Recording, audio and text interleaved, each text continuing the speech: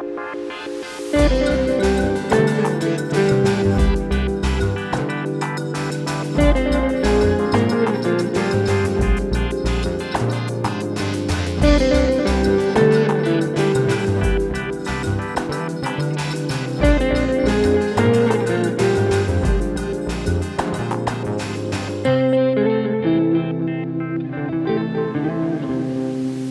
everyone and welcome back to Indieventure, a podcast all about the wonderful world of indie games. My name is Liam Richardson and I'm joined as ever by my two besties, Rebecca Jones. Hiya. Oh, besties. And Rachel Watts. Hello. Oh. Did Rachel? Oh no. Oh, I'm back. Did we lose you for a second God. there?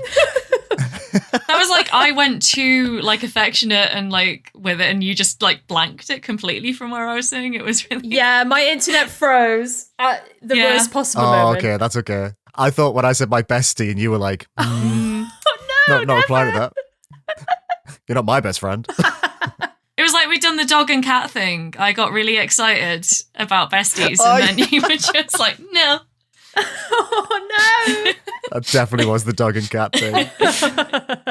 So, as you'll already know from the podcast title, this week we're doing a classic What We've Been Playing. We've been playing a bunch of indies since the start of the year, and we're going to talk about a handful of them, including Citizen Sleeper 2 Starward Vector, which is, I assume, based on the reviews that dropped about 15 minutes before we started recording, is the hot new indie at the moment. But before we jump in, we've had a bit of an influx of listeners over the last few weeks, which is brilliant. So thank you to everyone who has turned up to listen to the last few episodes. Really appreciate it. So I just want to start with a bit of a call to action. If you are a new listener and you're enjoying the podcast or you've been a listener for a while, if you could go onto your podcast provider of choice and just rate us, that would do a huge amount of good for the podcast. Please. Please remember our golden rule. 5 stars is great. 4 and below, we don't want to know. All of you have stuck with that, which is great. But if you could do that, I think it really does help us and it pushes us into the podcast charts. Maybe, I mean, I don't know how podcasts work and it really bothers me. Really does genuinely keep me up at night. So yeah, how are you both doing? Good. All good? Yeah? Yeah. Good. Acting like we haven't just had an hour catch up before we started recording. Just makes it a bit of a redundant question. Yeah, it's like, how do I put that down and just be like, yes, hello. Yeah. Good, thank you. How are you? It was like such a raw conversation for a full hour, and then it's like, hi guys. The second I said that, I was like, that's not the vibe to ask how we all are, I think. I'm desperately hungover, just to let you all know. That's where I'm at. It was Greg's conf yesterday, which I don't think I'm allowed to talk about. Oh my God. But I went to the Greg's annual conference and I had a couple of drinks with some friends and I'm suffering massively today. So what types of games have you two been playing? I'm interested in hearing about this because I've been playing a few games that have been released over the last few weeks, but I've also gone back and played some games from like 5 years ago. And I was just curious, what games have you been playing? Are they new? Are they older? And is this the pattern you tend to follow in January? Like, do you tend to just like jump straight into new indies or do you tend to go back a little bit? Rebecca, why don't we start with you there? Ooh, fun. Well, I feel like this has been a bit of an atypical January for me because, to quote one of my favourite fictional characters of all time, I've got a to-do list longer than a fucking Leonard Cohen song and I cannot, simply cannot settle to anything at the moment. So I usually stuff January with way too many things that I try and get started. And this year has been completely different. I have been playing, the things that I usually play. But in terms of indies, I've just kept up with a couple of shorter titles that I was really excited for that have launched this month, and I've managed to play them. And like that's going to be good enough for me, all things considered. As I say, I'm just living that Malcolm Tucker life. Just screaming and screaming and then being quite calm for a bit.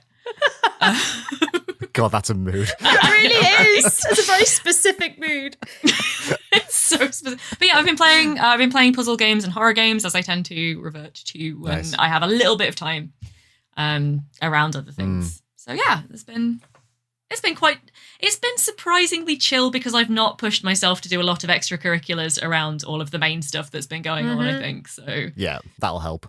yes. Are you, before Rachel answers, are you excited about the potential re-release? This is not even related. About the potential re-release of The Sims 1 and Sims 2 next week? Or the week before this podcast comes out? Yeah, me too. So that's potentially tomorrow at the time of recording. We still don't know if it's real. So it's all very exciting. It could still be a massive nothing burger. Or it could be the coolest retro release in a sort of 18-month schedule that for me has been really dominated by cool retro releases. So we'll see. Yeah. We'll see. So it hasn't been confirmed yet. It's just... It has not. Just a rumor. It is a rumor.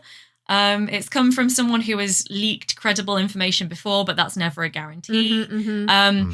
I will say EA and Maxis have been putting out some stuff that really teases it very heavily, and if it's not anything this exciting and they've not put the kibosh on it yet, then they have really messed up by not managing those expectations half a week ago when the leak came out. So cautiously optimistic, but I've seen them do strange things before. So yeah. It's either going to be this big retro like re-release, which would be fantastic, or it's going to be some items for The Sims 4. I mean, the thing is, we already know that there are going to be these items in The Sims 4 that are from The Sims 1.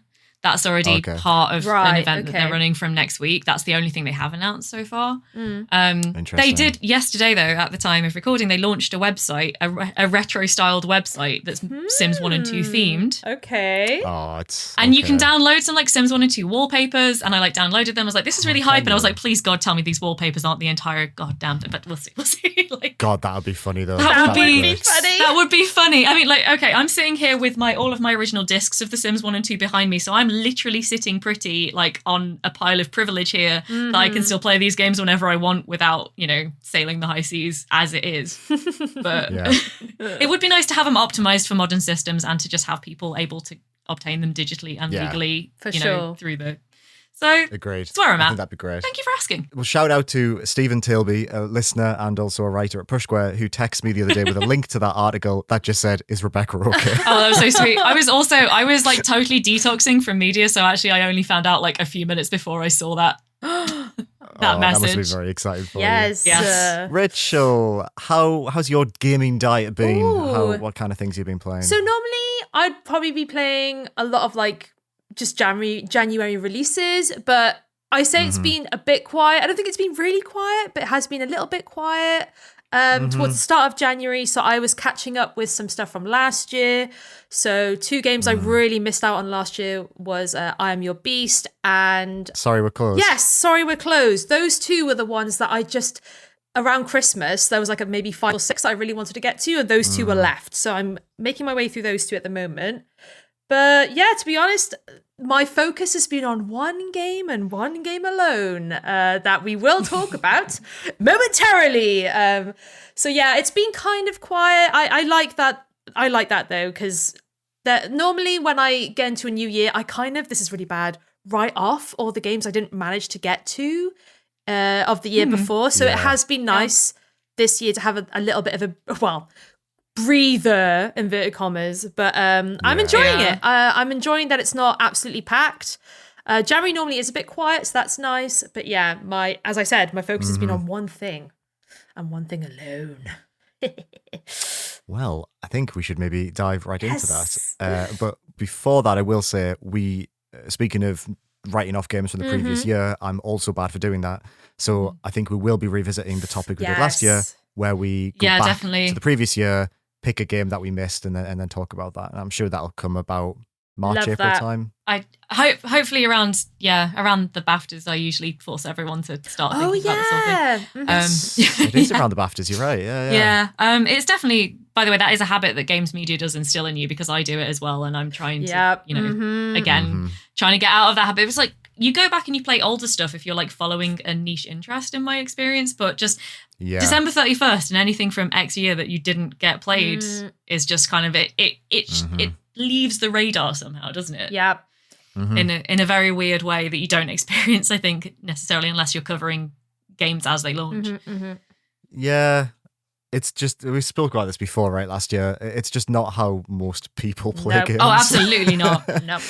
Like most people this year will be buying games from 2020. And I like, think. good. And This is, yeah. Love that for them. That's one thing I do. One thing I do miss is just not caring that I was always 4 years behind the release schedule Yeah. before I started working in the industry. And it was like, yeah, that was quite blissful, really, wasn't it? You had the FOMO, but it wasn't so bad. Now you have the FOMO and you really understand what you're missing at every goddamn moment, which Yeah. is yeah. That's what I'm aiming to be more like this year. yeah? So I have played most of the games I've played this month or since. I mean, I just love games Yeah, again. you- It's crazy how many games I've Talk been on playing. that. You've been playing some Yes. really amazing Yeah, indies. The main change is Yoli and I, my partner Yoli, we normally play big AAAs together, but last year I broke her to the point where I think she nearly left me because I made her play through the entirety of the Paper Mario 1000 Year Door remake on Switch, which took about 38 hours, and I think she enjoyed maybe half an hour of it. Oh. Over Christmas, we started Alan Wake 2, and she was like, I'm not really feeling this, but I guess we can keep it going. And I said, okay, let's try something else. So I brought down like a couple of AAAs. I was like, oh, you've always been interested in The Witcher 3. Maybe we could play through the original God of Wars. And she was like, yeah, I guess we can. And I was looking at The Witcher 3 and I just thought, oh, that's like 120 hours. We could play so many indies. So I just went on Steam and I just made a big list of games I hadn't played that I thought she'd be interested in. And then I'll talk about one of the games we've been playing in a moment.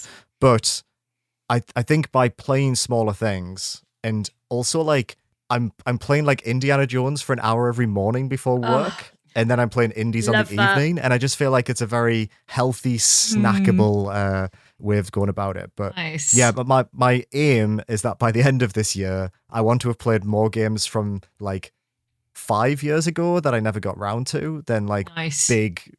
And I a handful of games from this year, absolutely. I still want to make sure I've got a take on the year, but I'm just finding that very nice to like remove myself from the conversation a little bit is letting me reevaluate older games in a way that feels less stressful. I don't know. Yes. It's nice. It's good, but we'll see. He says this knowing full well he's doing a Rachel Watts, where when it comes to December, I'll be like, I played 150 indies from 2025, but we'll see what happens. So, shall we dive in to our list of things we've done a play of recently? Yes.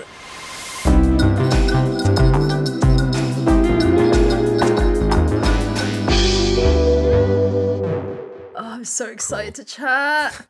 I want to hear your thoughts. Well, I want to hear yours too, because I haven't read your review yet, which I'll do straight after. Yes. I'll also be reading a Life is Strange feature on VG247. Will be linked in the show notes, I'm sure. Well, now I have to do it. Yeah, you do. Share your work, Rebecca. Yes. Well I'm done. forcing you Very to do it. clever. Very clever of you. Tricked you by the method of a podcast. Rachel, you should kick us off with a game that me and you have been playing and both of us have finished. Can you please tell us about Citizen Sleeper 2 Starwood Vector? Should we put a little bit? We're not doing the music. The music is good. Maybe just a little bit. No. That's too much effort. It's too much work. Yes, Citizen Sleeper. Citizen Sleeper 2 is out. This is the game that's in the title of the episode. Me and Liam have played it. I think vibes-wise, we've both loved it.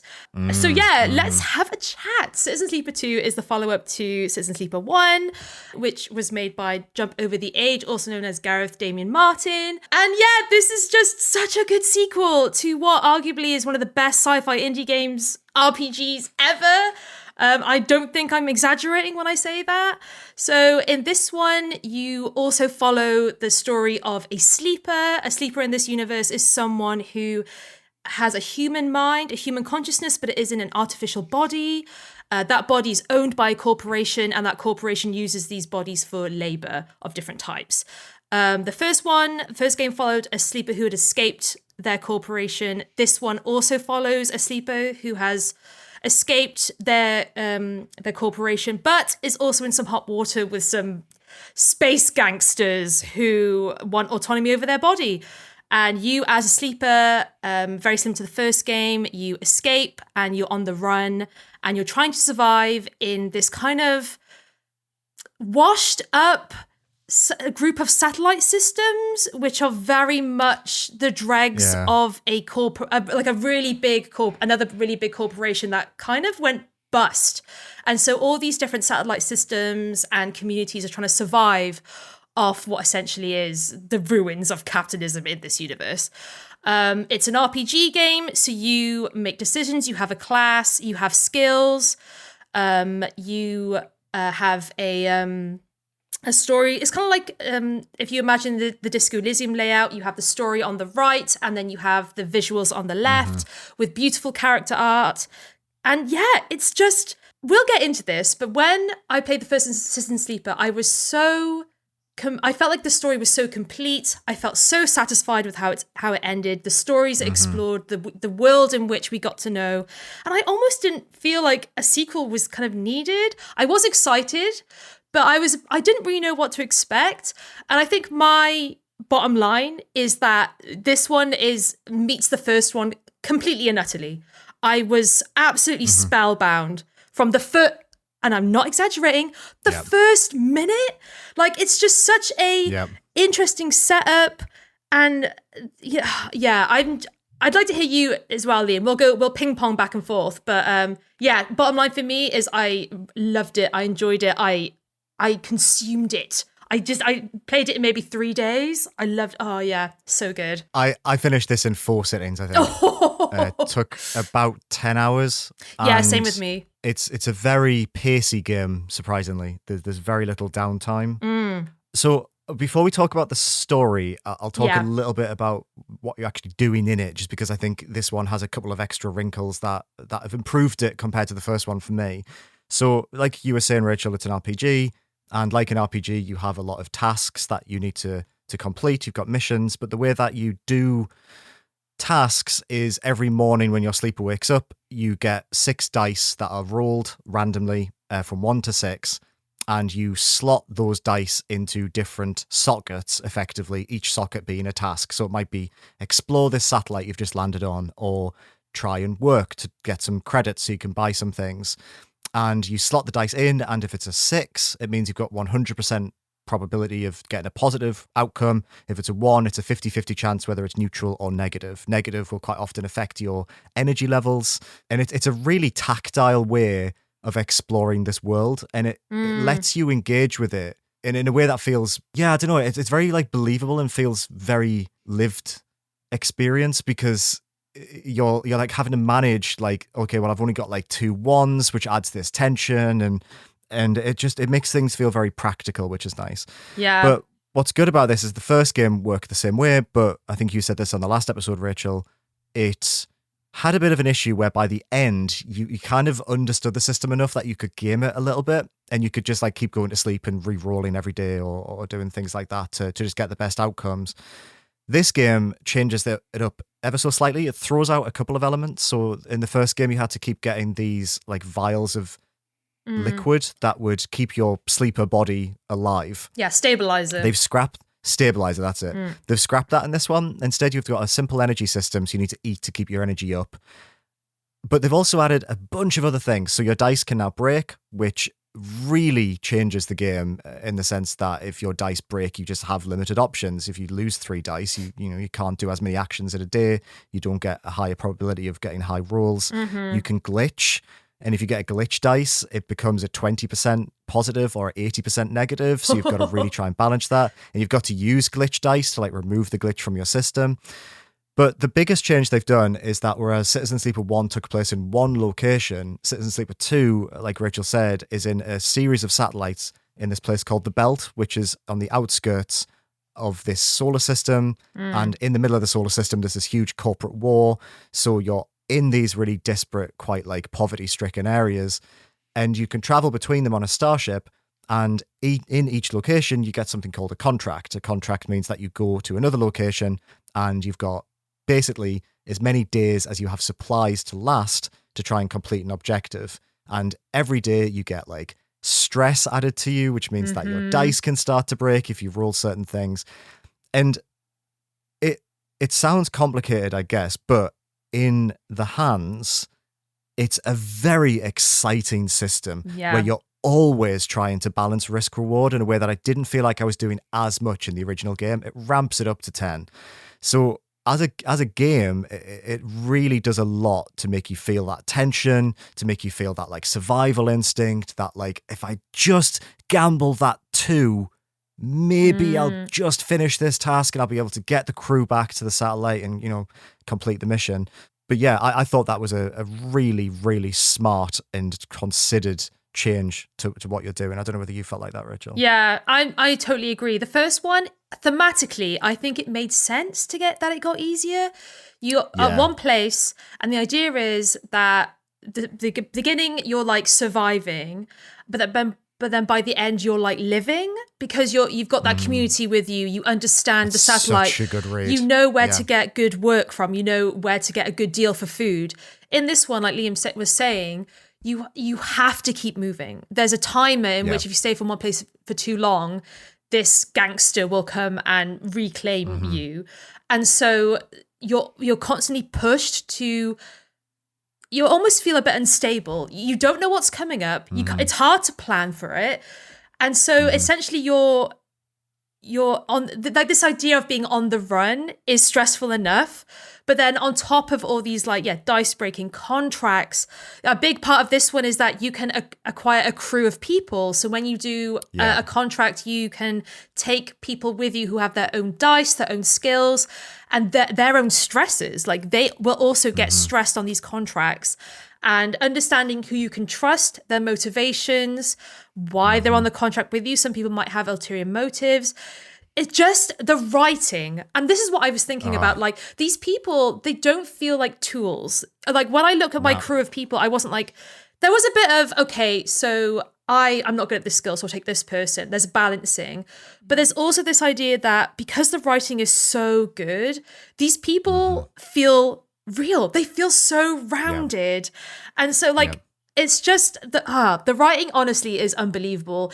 This all sounds very heavy in terms of mechanics and world building and everything. The writing brings it together in such a way that is like, it's almost poetry. It's up there with Discretism for like how well written like a game can be. It's a lot of the things it contemplates are, you know, I must have had this rant on the podcast before about like how Cyberpunk is just not about Cyberpunk, but Citizen Sleeper has always been about those same topics. Like this game just does it even more, and it's just really beautiful, and it's just so good. Like transhumanism is obviously a big thing. Like anti-capitalism is a massive thing in it. The idea of the self, it's so good. So yeah, it's just such a stunning game, and I want to play it again. I need to play it again. I've only done it once, but there's different routes you can take, different people you can hire to be on your crew. It's just such a really, really good game. Oh, I'm so well fed. It's so rich. Yeah, I didn't want it is. to end. Yeah. I could have gone for another 10 hours and I was devastated by the fact it ended, but then it has an absolutely beautiful conclusion. The ending is so good. The core theme for me this time felt a lot about this idea of decay and entropy, like this inevitable idea that we all eventually, you know, decay and die. But it's not tret, like with the heaviness you'd expect. I think it has such a beautiful, almost light interpretation of that. And obviously, like you said, there's this idea that you are a human mind in a robot body, but your memories of being a human are wiped when you're put into the body. So the sleepers don't know who they originally are. And that original human is out there somewhere in a cryo chamber, right? Like that human will eventually be let go when their debts are repaid. And the way it explores that, and just, I mean, the first game was also about found family as well, and those connections we make even under circumstances, or extreme circumstances rather. But this game, I think in particular, because you're on this spaceship, because you can recruit people that you want to spend time with, I think it hammers that home way more.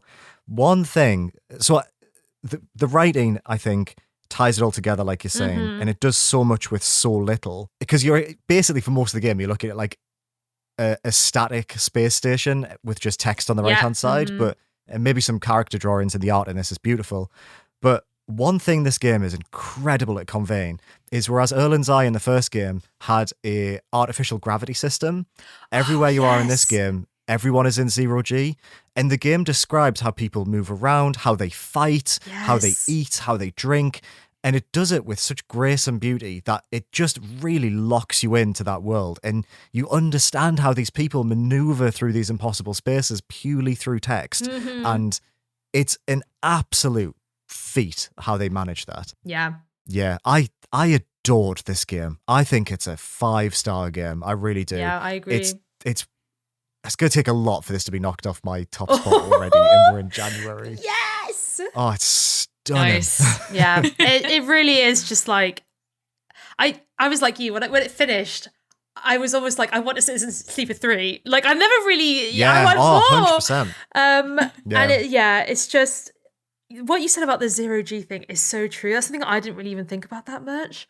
Oh, and that's the thing with these, when you know it's like a really, like in terms of themes, and when someone else takes away something that you didn't notice, because there's so much to read into and so many characters, and and for me as well,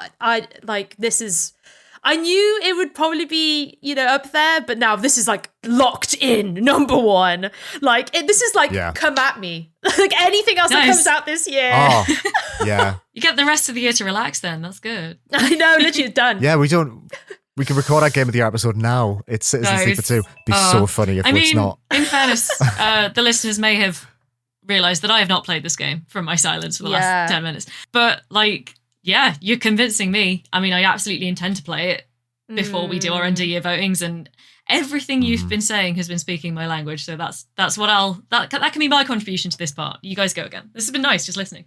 Yeah, Great. It's what it is. It's so subversive.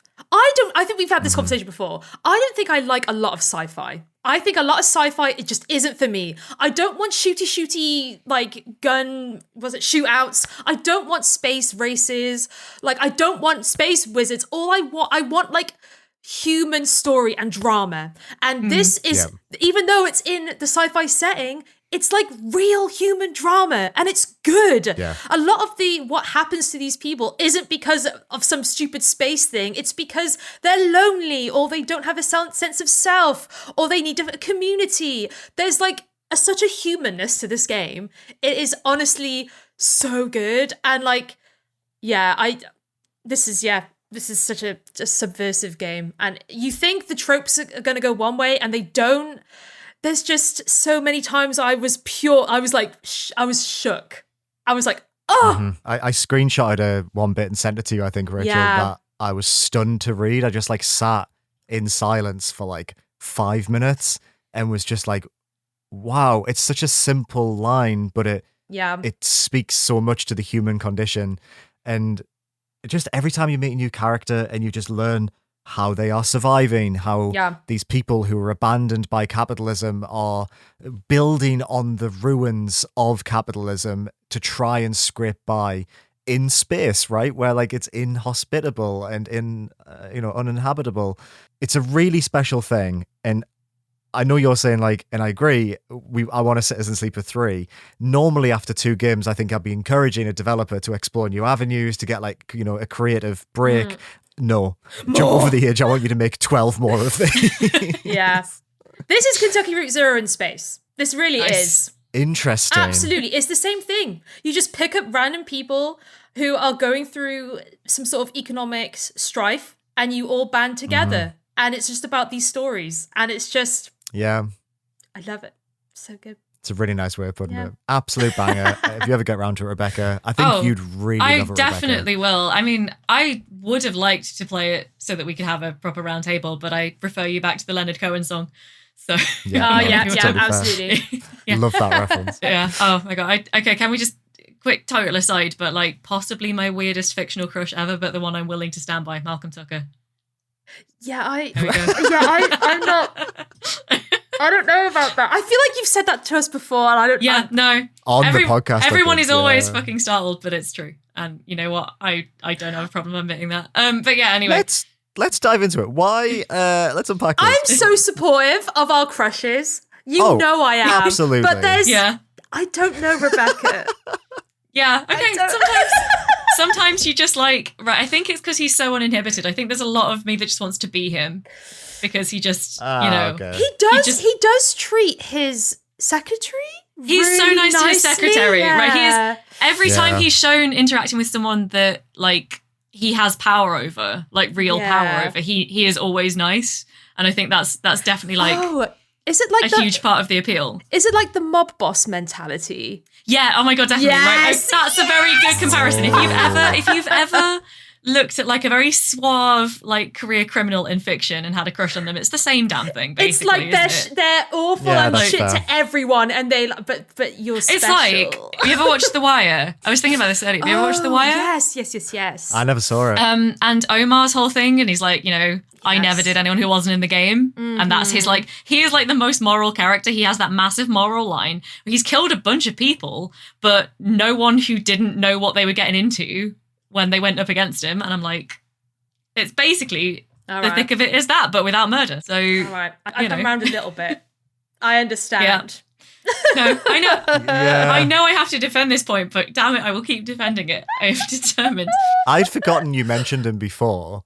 So after the Citizen Sleeper 2 chat, I thought you were just like, oh, by the way, I was thinking about Malcolm Tucker the whole time. Yeah, so that it was a callback. It was a callback, yeah.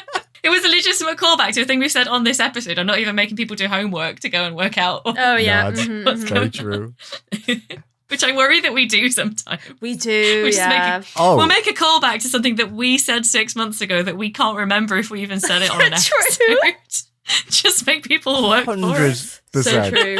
I'm pretty sure on one episode we referred to this podcast as endless homework for the listeners, and that always that rings true. I think. The TLDR on that is that I do definitely have this on my list of things to play, and I am almost at the point where I have run out of like massive chunky visual novel series that I am like 10 games deep in and hugely invested in. I'm like, I just keep thinking like I've enjoyed this experience, but that's going to free up so much indie game time once this is.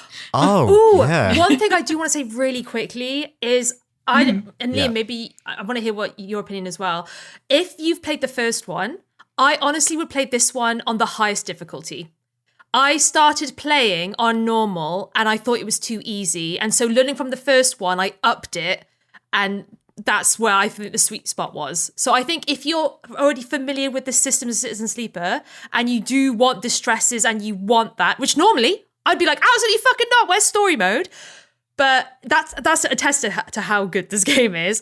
I would bump it, there's 3 difficulty settings, I'd bump it to the highest. That's just what I think so. Because what did you play it on, Liam? So I played it on normal and I thought that was quite tough. Oh, but interesting. I think I mentioned last episode, I played 7 hours of the first game and then I lost my save, so I never finished it. So I guess I hadn't reached that point that you mentioned at the end of the first game to like bring that knowledge into the second one. Also, I should say, even though there are like a few returning characters, you can play this completely blind after not playing the first one, and it's a completely different story, different sleeper, like Rachel said. I played it on normal. I thought it was quite tricky. I feel like one contract I really fucked up, and it messed up my sleeper for about 2.5 hours.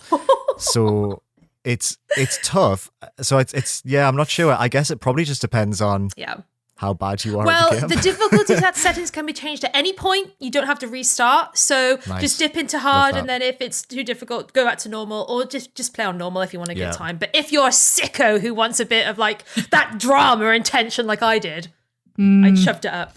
For what it's worth, I plan on playing the first game first because because I like I'd say that's a smart move. I like to make impossible tasks that double the time that I need to spend doing things. I just said I'm about to run out of franchises. Like I'm clearly looking to jump onto something else, right? So, but it's like it'll be taking less than 20 hours to finish both Citizen Sleepers. It's not actually going to be that big a thing. Like one Ace Attorney case. Exactly, I was about to say for a dense murder mystery visual novel weirdo, like that's nothing. That's a weekend, right? It's not incredible.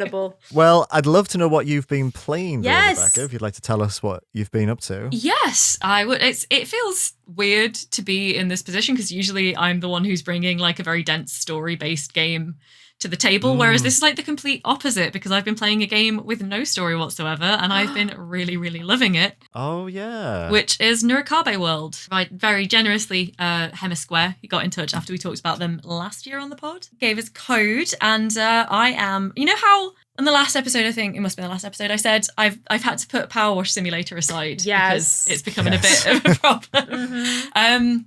I've immediately replaced it with another. I mean, it's not a problem when I can stop anytime I want. It's fine.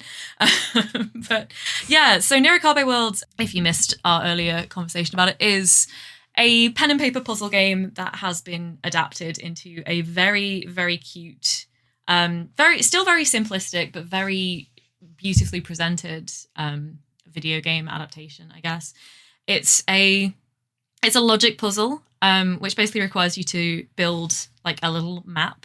I won't go into all the rules, but basically you're making a series of islands in a river, and there are, the islands have to be X number of squares and have to cross over a square that indicates them. The rivers have certain rules about how they can move and how they can't move. I'm not going to go into it because I'll nerd out too much about the rules and get lost. But yeah, it's basically it's a kind of, if you imagine a Sudoku grid sort of thing, and then drawing a little map on it to follow certain rules. It's kind of like that. Which is a game that I'd never really heard of before last summer when this came up at Indie Cup Europe, where we were jurors, and then again at Steam Next Fest in I think it was either the June or the October one. It must have been the June one. And yeah, the way that they've adapted it into this video game is like they haven't added a lot of flashy gimmicks or anything, but what they've done is make it so that when you build this little map, every time you complete an island, it springs up into like a little, I keep thinking of like snow globes, like the interiors of snow globes, like this beautiful little scene of like a sort of traditional Japanese countryside scene with different seasons depending on like the theming of the map. And it can be either like, a field or a little village or a temple. And it's just so pleasant to look at. The music is like spa music. I keep thinking it's so relaxing to just listen to that. And like, again, it has like a little, sometimes it'll go a little bit plinky, I guess, because it's icy, because it's winter on the map that you're on. It reminds me in this strange way of, obviously, like, as I say, there's no narrative going on here. You're doing these puzzles. And for the record, since I got hold of this game, I'm like, I've got no time to play, like, at the moment. I have somehow put 7 hours in and done 200 of these puzzles. Whoa! Oh my God, damn. Yeah.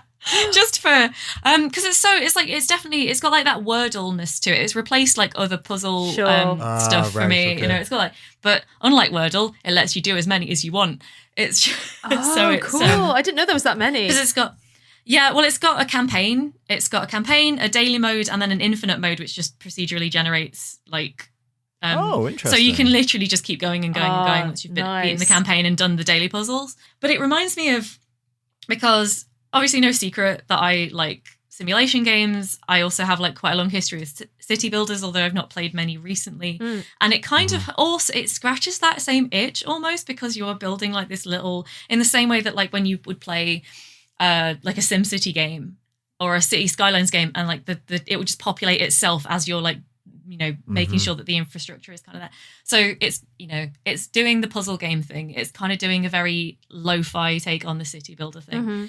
It has that kind of like really nice toy box feel to it, but also the puzzles are really satisfying, because when I started, I was like, these puzzles are like easy. And then I got out of the training mode and I was like, these puzzles are impossible. And now after, after a couple of weeks of doing them like, a few a day, I've become like, I now have the confidence that I can solve these puzzles given, enough time and the application of the skills that I've gained, which I think is a great way for a puzzle game to, grow on you, honestly. It feels absolutely. It feels well paced in that regard, in that it's like, I have learned things and am now applying that knowledge, which is like actually very, one of the requisites for human satisfaction basically is being able to say, I have learned things and applied that knowledge. So yeah, I totally recommend it. Like I say, you will get very hooked, but if you are into that level of like Wordle and Sudoku and things that are just like logic puzzles that you can, I also find it's like, I've actually been more productive at work because the music's nice. Oh, if really? I have it on my second screen, and I just like turn to it occasionally if I need to like think of some, if I'm like drafting a feature or writing something and I'm like, I'm stuck on a word, I turn to it, I do a little bit of the puzzle, I let the nice music play. And then I'm like, I turn back and I'm like, and now, like, because literally interrupting your thinking by doing that sort of puzzle is really good brain for your engaged creative mind as well. So yeah. It's fantastic for that. I can't recommend it enough. I think of all 4 of like actual new games that I've played this year, it's not many yet, but it's definitely up there for me. Like I can genuinely see this just because of the amount of time I've already put in, and I see myself sticking with it. It is simple enough that probably things like Citizen Sleeper, things like Blueprints would probably already take like my game of the year spot, obviously. But I could see this being like top 5 quite easily because of just like the fact that it is just doing something simple really beautifully and really well. And I'm like, yeah, I mean, you can't say fairer, really, can you? No, I'm so happy it's like you're getting so much out of it. I'm blown away by the fact you've played 200 puzzles. Me too. Yeah, I didn't think the game would have that much stuff in it. That's incredible. As I say, it's because it's, they've I mean, there's also user-generated levels as well, so you can design and share with the community. So yeah, there's a lot in it for what it is, which is really nice. Yeah, it just looks nice as well. It just looks so sweet. Pretty. Yeah, it's so pretty. Like I would not, to be honest, have been interested in a pen and paper version of this, but the way that it's visualized. There's also the fact that because I'm really weird with a lot of puzzles and things like that, I tend to solve puzzles backwards, which you can do on this because basically if you want to raise the entire map, make it all ocean and then build the islands into it rather than building the rivers through it, you can do that because of the way the game works. Very cool. Oh, that's interesting. I don't know, they've never, the instructions don't sanction that, but you can do it, and I find that to be a really rewarding way of doing it as well. So yeah, I love puzzle games where it lets you approach the puzzle how you feel comfortable with. Yeah, me too. Oh, absolutely. And like you couldn't do it that way on the pen and paper version because obviously you're like, it would be so frustrating, but to do it that way and you're like, okay, I can visualize like what needs to be here. And so, as I say, again, it comes back to the city build thing as well, right? You're like, yes, I see now what needs to be done. It's very, very good game. Can't recommend it enough. Especially if you are a puzzle weirdo. Nice. I aspire to be, and there's something about the city building aspect of it that makes it feel, I know it's not like Dorfromantik, but it has a little bit of Dorfromantik vibes, and the idea that you're placing tiles down. Yes. Yeah. So I can see you getting into it. I can see you getting into it. I'll give it a try. Yeah. I might no life this for a couple of days. Why not? Yeah. Maybe. Hey, it could be, we're like, puzzle games are overlooked. It could be the next Balatro. Who knows? I would certainly throw my weight behind making it the next Balatro. That would be great. If I could. Yeah, we'll become Nurikabe World sickos in 2025. Yes. That'll be the drum we beat the hardest throughout this year. No, that's good. And like you said, the dev team seem really nice. So I wish them all the success. And I'm really pleased to see that the game has lived up to your expectations. Definitely deserves, your time and attention if you are in any way interested in puzzle games or just like very casual games that are a bit more edifying than, whatever you're trying not to fiddle with on your mobile at the time. Yeah. Yeah, good use of the word edifying. My brain is not at the capacity to use the word edifying. Too hungover for edification. Too hungover. I'm surprised I'm not like, Citizen Sleeper, good. I feel like I blacked out when I was yapping on about dice rolls. Rachel, what have you been playing? What's your second game? My second game is a demo. Like I said in the intro bit, I've not been playing a lot of like releases in January. It's been a little bit quiet, but this demo has been making the rounds and I also have enjoyed it, and that is Locator, which in a nutshell it's Oberdin meets GeoGuessr. That's basically what people have been saying it is in a nutshell, and that's pretty accurate, to be honest.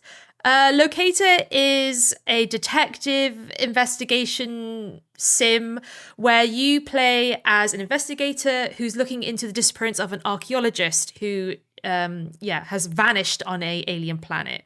The only things that you have available to find out where she went are her journal, her photographs, and a map of the terrain of the planet. And your job is to look at this map, look at the photos she took, look at her journal, and pinpoint where on the map each journal entry or where each photograph and journal entry took place. And thus you can kind of like track her path across this world.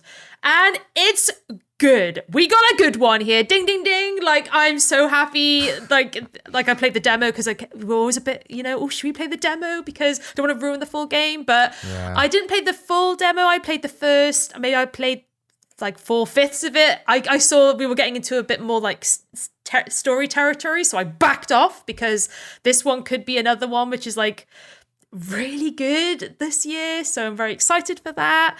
And I think what's great about it is it takes this mystery idea, but the GeoGuessr thing is cool because you're not actually, you have to look at the photo, which is obviously in first person, and look at this map, which is flat. And through context clues, look at where she was where she took it. So you're looking at the map and being like, right, so in the photo, there's a bit of sea, the cliff goes out to the left. So you look at the map and you're like, well, where could that go? Could that go up to the left? Or there's a moment where you're like looking at a bunch of like pods that a community is living in. And so she's standing, like taking a photo of the pods, and you have to look at the pod layout and look at the map and be like, right, so that one goes off to the left, this one goes to the right. So which one does that mean that she took a photo in? And it just gets a bit more like alien-y. So at one point you're trying to track, she's looking at a bunch of stars through a telescope in one of these orbs. You have to work out which way she's facing based on where north is and where the stars are in the sky. So it really does get intense. So it kind of like, Wow. so like the first photo is like, oh, she's on a bridge. So where's the bridge on the map? And I will plonk the location on the bridge. But then, yeah, it starts to get intense, and the journal entries become more important because, again, they give you more clues. And yeah, I guess the game will take you through, will follow her as she goes across this island and where she went. It's very Outer Wilds as well. A lot of people have been kind of saying it because of that respect. You're like exploring this alien landscape. Ooh. That's almost like, because with Outer Wilds, you're like reading someone's journal and trying to work out what happened to them. This is the same as that. So yeah, if you like Obra Dinn, as you should, and if you like Outer Wilds, as you should, and if you're amazed by people who do GeoGuessr and get it in like 1 second or whatever is stupid, then you should try this demo. It's really fucking cool. I like how you've just described all the good bits of Outer Wilds as well. As someone who found a lot of the navigation, like the actually flying the ship and having to go up against the time limit, quite frustrating. It sounds like just the puzzly bits again of Outer Wilds, which is very... This game uses typography in a really interesting way. Like, I just, you look at the world differently when, like, the mystery... when the mystery demands it. And so I like these two different perspectives of the 3D and the 2D. It's just a solid idea. The idea is just good. You just tell someone that and they're just like, that sounds great. I'll chuck an hour into that. Having just heard of it just now, you always convince me, but well, it does sound... Whenever like a game is, what I'm like when someone says, oh, it's like this game or it's like that, like, and so people were saying this is like Obra Dinn. I was like, is it though? Is it though? Because if it's not, I'm not gonna. But this is pretty. Yeah. It's not exactly the same, but it scratches that same kind of hands-off detective itch of which you're just given a bunch of shit documents and you're just left to it. So I love that though. Yeah, it's very cool. I do as well. That's a good time. So I'm looking forward to it. Don't know when it comes out. It looks great. The pitch as well, like you say, right? Obra Dinn crossed with GeoGuessr. You say that to a normie, and they'd be like, that Walter White, what the fuck are you talking about, Jesse Ming? But it's a very that is such a compelling light switch statement, right? So that's what they've got going for them. I can totally picture that the second I hear that. Yeah. Sorry, I was just about to possibly absolutely ruin the mood, but it is on Steam because I've just gone to have a look at it on Steam. But if you search Locator until you finish the word Locator, it brings up 3 games in the Fetish Locator series. So push through that, fans. God. And like, Locator. I don't know. Am I like? Oh, it doesn't come up. I can't see it. Oh no! Is it just my cursed algorithm? No. If I start typing in Locator, all I get is Five Nights at Freddy's sister location and Locator are the only two things. Oh my god! Well, okay, let's say that it's because I was on the Steam app on my phone and not because I am a terrible degenerate who has turned off all content like barriers so I don't miss any good smut. I mean, I'm probably glad that didn't show up because I am on my work laptop right now. Oh, shit. God. Okay. Well, I'm glad that I could sacrifice my personal phone to the good cause of Yes. a funny moment. Appreciate that. The only thing I will say about Locator is I don't know where it's going to go. Like, because as much as the demo was really interesting and there was lots of clues, with a game like this, you want like something else. Do you know what I mean? Like, I love the foundations. What I've seen is interesting, but I wonder where they're going to go with it because I know exactly what you you mean. need a little something else, a little spice, a little twist. Yes. Yes. So I'm keen to see if they pull that off. It'd still be a great game, but I think to be like a really good game, it needs to have that little summon. So we'll see. Yeah. But yeah. Yeah, like Obra Dinn could have been a spreadsheet, right? What makes Obra Dinn so fantastic is the framing, the graphical style, the music, and this does look like it has a nice style, but it does look like a lot of documents that you're staring at. So I'll be curious to see as well how it evolves. Like it's gotten a fair amount of buzz around it. That's the thing. In Outer Wilds, after 20 minutes, the thing happens. So that's the twist in that. And in Obra Dinn, you get to that level with that giant thing.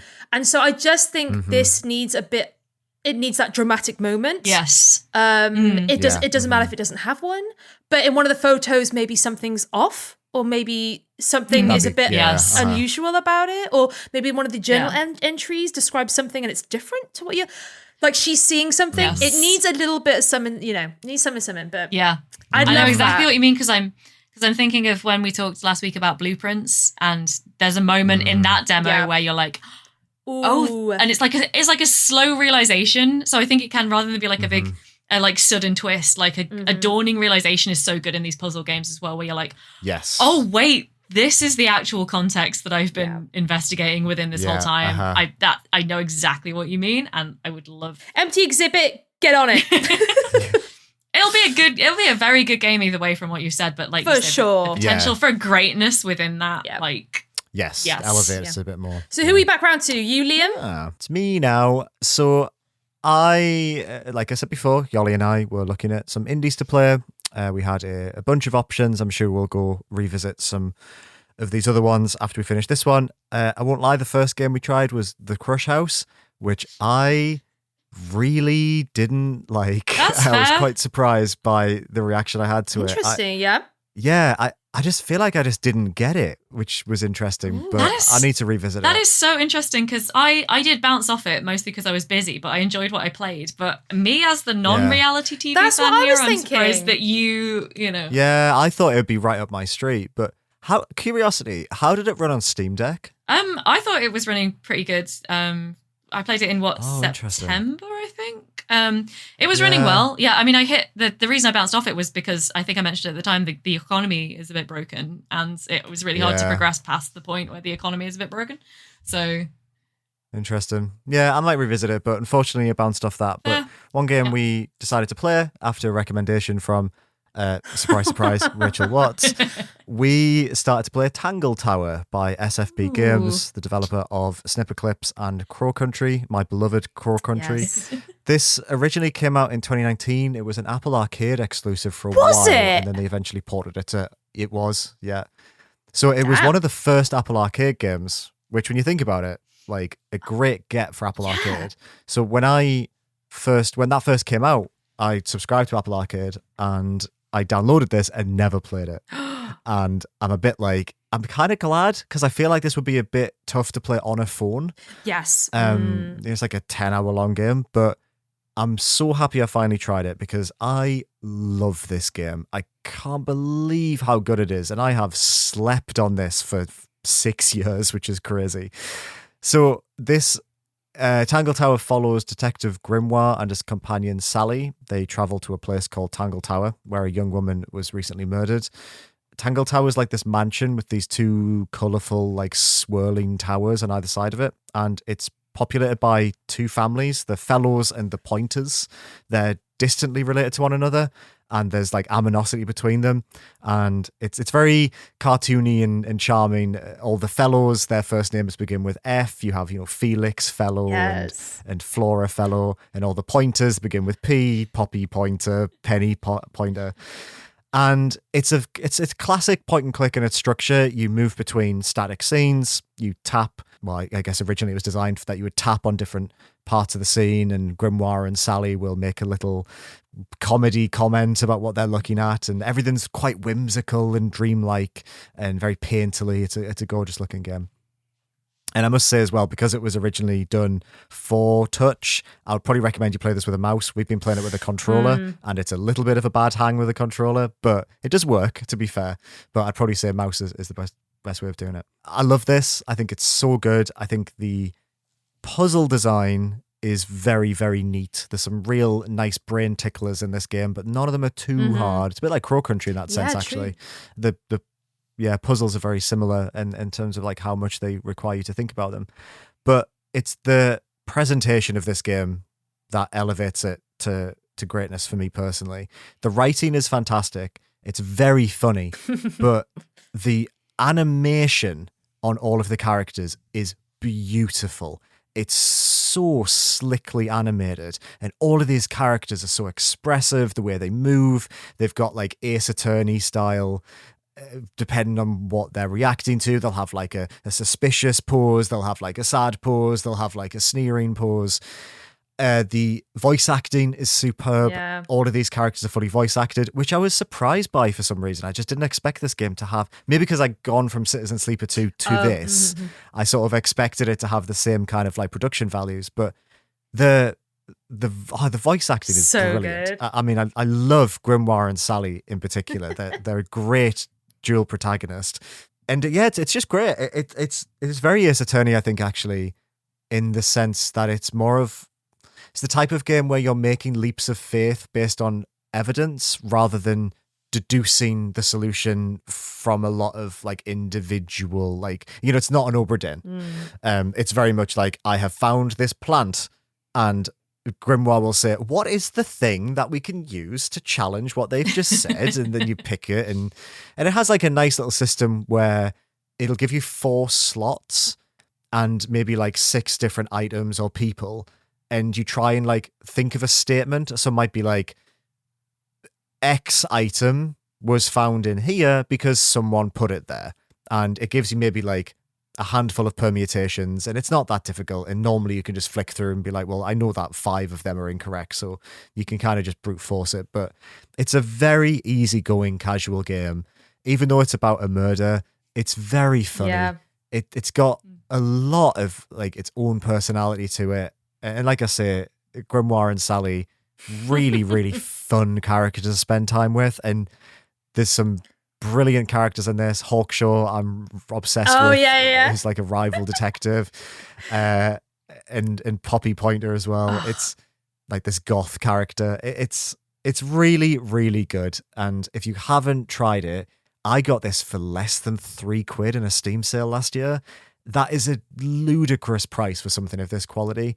And between this and Crow Country, it's really elevated SFB games for me as one of the best indie developers out there at the moment. I can't wait for the Mermaid's Mask. It's so good. It's wild that these made snipper clips as well. Right? Like, snipper clips was such an I didn't realize early- that was all the same studio. That's Yeah. wow. It's wild. And it really shows how much of a departure Crow Country was for them. Right. Yeah, which is why when they Right, announced it, yeah. I was like, "Excuse me, where's the next Detective Grimoire game?" But I it do was feel fine. like if you take Tangle Tower and Crow Country and snipper clips, they're like, when you have like a 3-way Venn diagram. yeah, Yeah. I feel like there's kind of that feeling of like, look at any 2 of those games, except maybe Crow Country and snipper clips. That feels like the odd Yeah. pairing. I'm like, everything else I can kind of see the through line, but then I'm like, yeah, those are quite. That's a good range. Tangle Tower sits in the middle, I think. Yes, yeah. You can see links to both of those from Tangle Tower. But yeah. Well, Tangle Tower's the second yeah. in the Detective Grimoire. Is it? Yeah, they did another yeah, one. I didn't realize that until the other day. And the first one's okay, because I played the first one. I only knew about Tangle Tower because I played the first one. And it's fine. You can see that it's very charming, but this one is like, it's such a step up. And this is one of my favorite detective games because the detective case is good. It has a good Yes, it setup is. and a good, Yeah. satisfying ending. Do you want to, I feel like, Liam, you should talk about the setup, because that's when I tell people about Tangle Tower and I tell them about the setup of the mystery. I feel like that alone is like a good enough hook. So it's a locked room murder where this young woman was painting a relative and she was found dead while painting this painting, and the relative is in the room, and the painting, which is unfinished, shows the relative holding a bloody knife. And the relative doesn't speak. She's a mute. So it's a locked room murder. There's a load of suspects. This character who's this very, she's this very tall, she has very pointed features and long flowing hair. The animation with her hair. Where it flows. Yeah, she just, whenever you ask a question, she just like looks down and then her hair like flows in front of the dialogue boxes, which is so nice.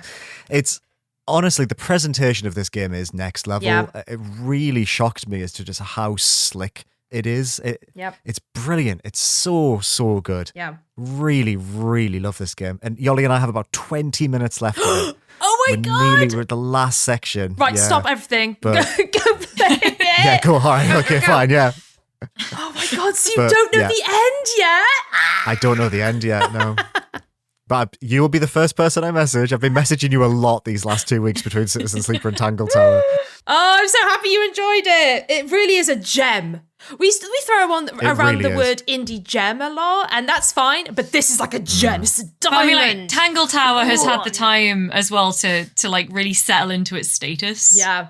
I'm You're right. talking like I know this game really well. I know this game vaguely, but like it is definitely one of the texts that's like you can point to it and be like, this is maybe a little bit deeper cut than like your Hades and your Disco Elysium, but it's still one of the very like key texts of indies in the last decade or so. 100%. And the fact that it feels like it's a bit overlooked is wild. It just feels like it should be way more popular than it is. I know it has been successful. I mean, they're making a sequel, right? So it definitely has, I assume, been successful for them. But yeah, brilliant game. As always, listen to Rachel Watts. She knows what she's talking about. No! I feel like one day this is going to bite me right in the ass. I mean, look, if your like oracular powers were to abandon you for a month, you would still have so much credibility banked up that it would. Okay. It would be like the games were wrong. The games were wrong. Rachel was right. I think it says a lot to how rock solid your reputation is that you enthused about Harold Halibut and I still trust your opinion. Oh, yeah. Well, let's be honest. I mean, Tangle Towers on a whole, I enjoyed Harold Halibut, but there's like I think there's for me in terms of like the gaming, like really solid indies, it would go nowhere near. It wouldn't be anywhere near. Love you, Harold, but also I hate you, Harold. I wish you nothing but sorrow and pain. when we do our Hunger Games, he should just be on his own team, like no one would join him. Oh yeah, that seems really real though. That's a fun little teaser that we shouldn't elaborate on. Okay, so maybe. that people can get ready for that. Yeah, get ready for that. Get ready for the episode where we annoy every indie developer. I was gonna try and spin out into like the first in-person Indieventure fan meetup is going to be a Hunger Games that we organise, everyone. We're going to kill all of the listeners. There's too many of you now. Yeah, we're really nervous and quite shy. We don't like the publicity. When Harold dies in the Hunger Games, it's not like a cannonball. It's a celebration, popping, being like, yay! Confetti rains down on the arena. Well, I mean, like, it's funny because that's definitely his like role in life. I do like poor Harold. Yeah, me too. It's just, Yeah, no, I get it. But We all get it. The writers of the game get it. Like, yeah, they do. They do. Who's next? I mean, as established, I would kick him out of bed. Yeah, Rebecca, what's your next? So the other brand new indie from this month that you can play in one sitting, so I've been able to check it out, is Cursed Digicam, which is the latest game from Chiller's Art. Yeah. A little background on Chiller's Art, because I don't think I've really talked about them much on the podcast before, despite like the fact that they're a sort of fairly constant background presence in my, gaming life. And like they're always great to watch streamed as well as play, because it's horror. Well, that's how horror I is know always of them. irritating. I haven't played any of their games, but Yeah. I've seen people play them. Oh my god, I love their games. Well, yeah. So Cursed Digicam came out, I think January 10th. It is something ludicrous like their 28th or 29th game, because Chillers are it's two brothers, I think, set it up. They are Patreon funded, I think, primarily. And so their kind of business model with these horror games that they make is that they make a lot of short horror games over like maybe a sort of 12 to 18 month period, and then they'll go a bit quiet while they make one bigger one. And that's kind of how they kind of keep their business going. So they've been going since 2018, I think. Oh wow! Oh my god! So if you think about it in terms of numbers, like I think their next game is the 30th game. And so literally it's like some years they do 5 or 6 games, and then other years like 2022 and 2024 they only did 2 games each year for those, but they were like slightly bigger. I'm guessing 2025 is going to be back to the shorter games model, given that their first one literally came out within like the first 2 weeks of January, and they've already got another one announced as well. Yeah, other interesting like facts about this is they've switched engines, so they've gone from Unity to Unreal, I believe, for this game. So it's quite like a big departure visually, which I was like, I wasn't sure how to feel about it at first, because I was like, there's a very distinctive like visual style to their games, and now there's a lot more like photorealism, which is obviously really cool, but at the same time you're like, I kind of there's a strangeness to the way their games look that always really draws you in. It's always like very, very dark and very like weird. To be fair, it's still very dark and weird. I think that they've managed to pretty much bring good things through in the engine switch without losing anything, even though I was a little bit at first like, this doesn't look like a Chiller. Yeah, it's like that style where you have to like look twice. You're not quite. Yeah, everything just looks so weird, and it's like the character models have changed less than the sort of environment art with the engines, which is good, because they seem to always model on real people, and they always look just slightly off as well. Yeah. And that like kind of adds to the suspense of it a lot. It's quite short. There's only one ending. Like there is literally an achievement in this game called Only One Ending, riffing on the fact that they usually do between 2 and 6 endings for all of their games. One criticism that I've heard of it, which kind of ties into that, is people say because of the engine switch and because of like the length and the relative simplicity, it feels maybe more like a tech demo than like, Interesting. But like there have been some really good tech demos, and I think, these aren't like super expensive games. And if you want to play like a cool idea from Chiller's art for a couple of hours, then it's still worth it, even though personally I wouldn't say that it was my favorite of their stories. I think that I'll just say my main criticism, which is that I could not understand the story. Usually by the end of a Chiller's Art game, I've like got a pretty good handle on what's going on. Yeah. I had to look this one up because I was like, wait, none of this makes any, like, someone explained it in a way that I could follow, but I was like, I think it just tried to be a bit too twisty for an hour-long game. Right. Oh, interesting. And I was like, that's maybe a little bit of an overreach. But in terms of like the concept, the horror itself, is you play as a guy whose daughter has either gone missing or died. It's a bit ambiguous to start with. But he goes online and gets hold of the titular Cursed Digicam, which someone like it's he gets this cursed like from this like psychic medium who set up an online shop with a limited stock of cursed digital cameras. Right. And if you go and Incredible. you take 15 photos of the ghost of your loved one, then they'll be able to like reconstruct them somehow. And it's like this like, ooh. Obviously he's already quite cracked by the time he gets around to thinking this is a good idea.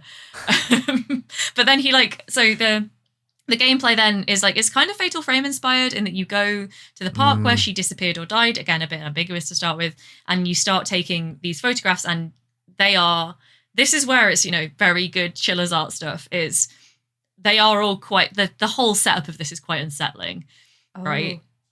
So she's not just kind of there, you have to track the camera around to work out where she might be, and it's never just like, or it's very rarely just a little girl standing there. It's often like, you have to really look closely and you'll realize something's a little bit off in the picture. And like, Liam does not like this.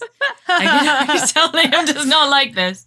It's what you think, it's not doing anything super groundbreaking. Obviously there is a long history of like, it's essentially people take Pokemon Snap and make it horror, and then a load of people have run with that since. Sure. And it's like a very cool way to demonstrate what Chiller's Art can do now that they're working in the Unreal Engine. It's a good spooky time with a slightly convoluted plot for what it's doing, but I had a good time. That's Nice. That is it's not in my top 5 Chiller's Art games, but I had a good time. I think considering the price of them, and like you say, it might be a tech demo, but when you're making this many games... Oh, absolutely. I mean, to be fair, they're all a bit experimental, that right? is someone else's criticism that I recognise and understand but don't share. 100%. So, Which Chiller's Art games would you recommend? Like, which are your top, That's a really good 3 question. or 2? My top 3 would be Parasocial, the Karaoke, and the Closing Shift, I think. Oh. And weirdly, those 3 all have something in common, which is that they are sort of not as supernatural as a lot of what Chiller's Art does. They're more like thriller style.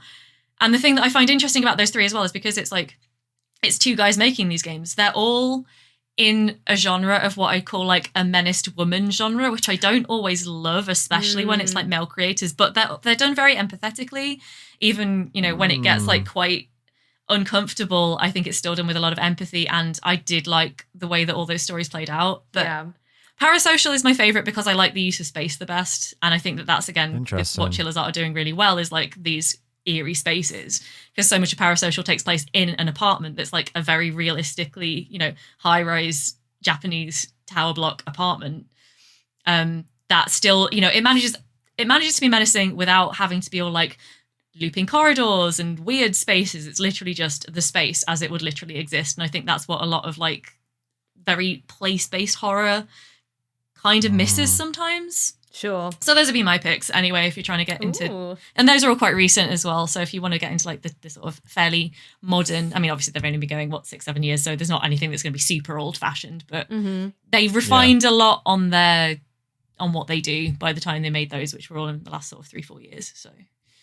Yes. Oh, that's a good recommendation. When you were mentioning the shop that sells cursed digital cameras, I could just think of the shop from The Simpsons that sells the cursed crusty doll.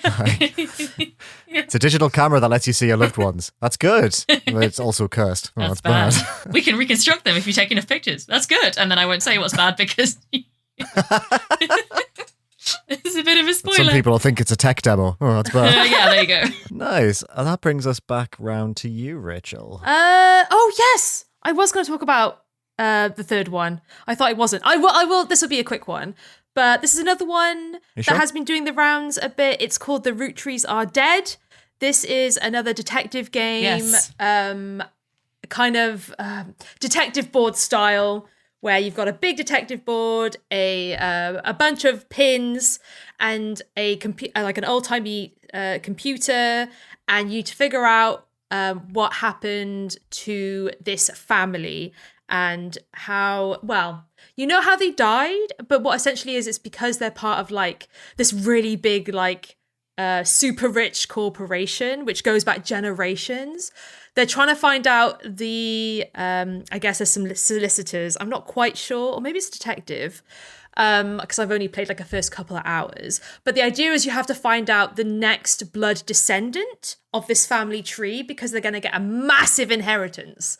And so the idea is that you are filling out this family tree. You're trying to figure out whose mother's mother was related to this person, and different cousins and uncles and grandparents of like four, maybe it might be, no, it's 4 different generations of root tree families.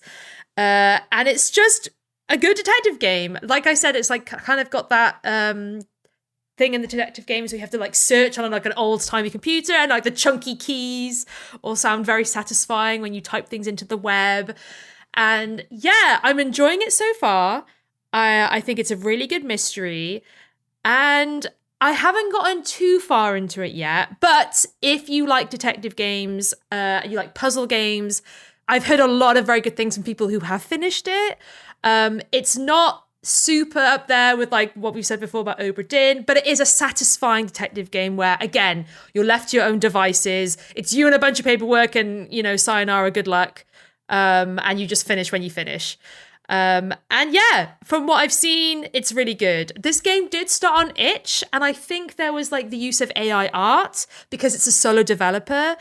But since then, and I think since the game really popped off on itch, people were like, this is a really good detective game. They were like, right, I'm going to redo everything for a Steam release. And that's what they've done. And the result is great. It's just, a really solid detective game. So maybe more on that when I'm done. But for now, I'm enjoying it. I'm really glad you said that, because I had actually seen this and kind of dismissed it because the art style very much read to me as, okay, so that's good. Yeah.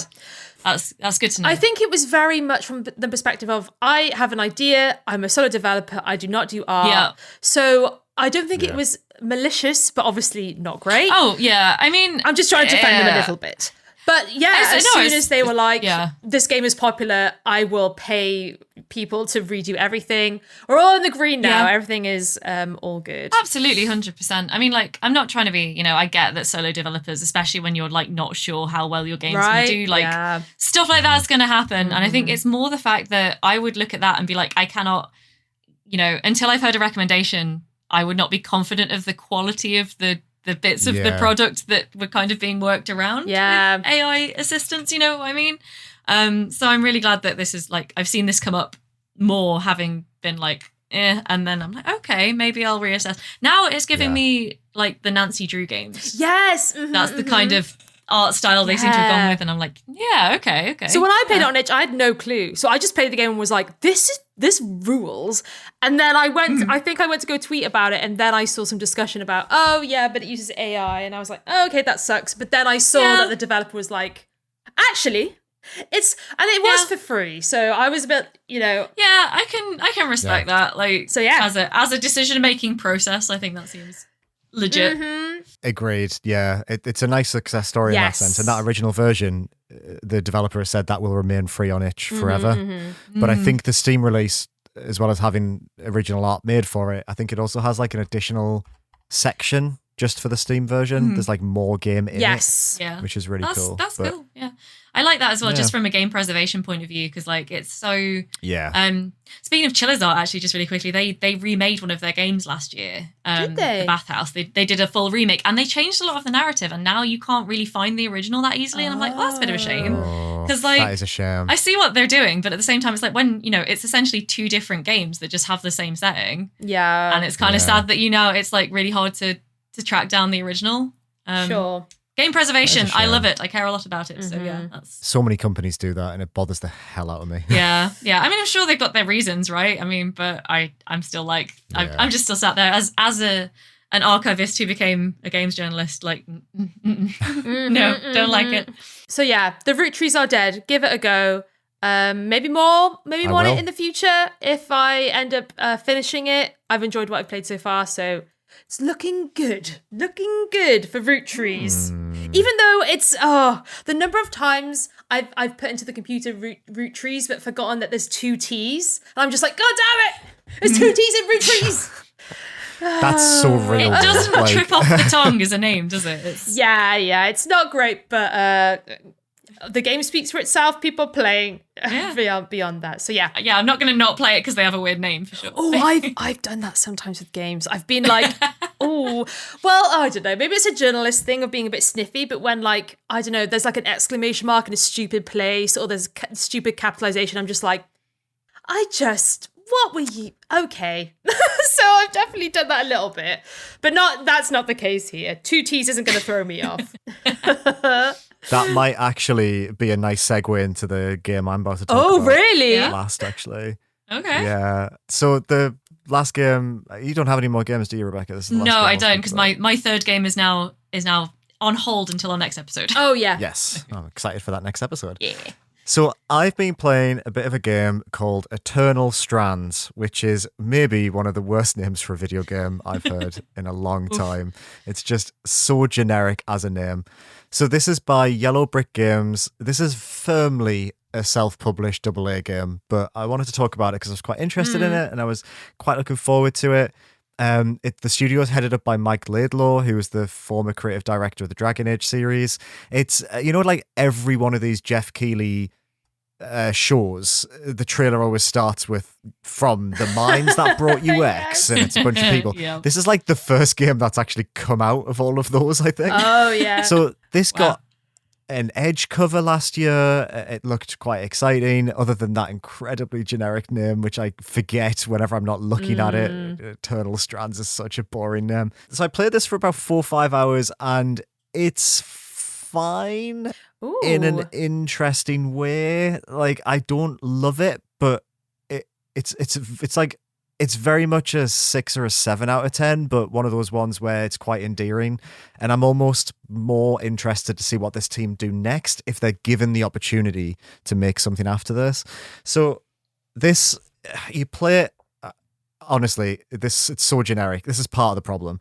You play as a character called Bryn, who I couldn't tell you a single thing about as a character. You're a weaver.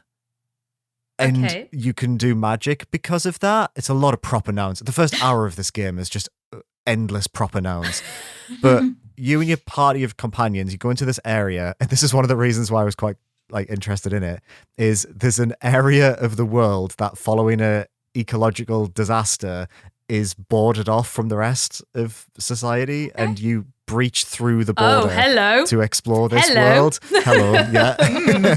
It's Fantasy Area X, which is why I thought I'd try it. So it's like, the problem is, you know, like I when I was a journalist and on this podcast especially, I really try not to just say it's like X and X combined. I find that really hard. But this is one of those games where you kind of can't get away from that.